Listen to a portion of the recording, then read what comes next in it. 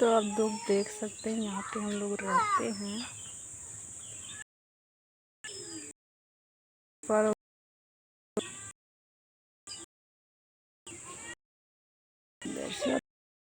का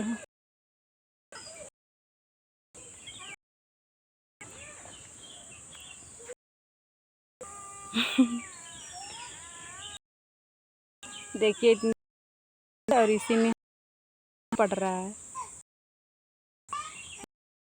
टूट चुका है कल ये। अब कब तक बने नहीं पता। प्लीज़ आप लोग सपोर्ट करिए।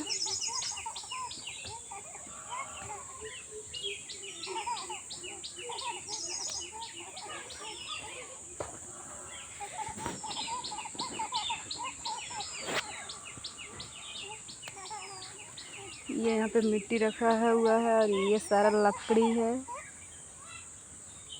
इधर मेरा बाबू रो रहा है।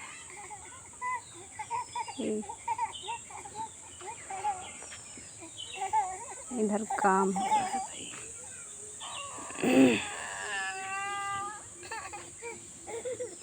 बाय दोस्तों, फिर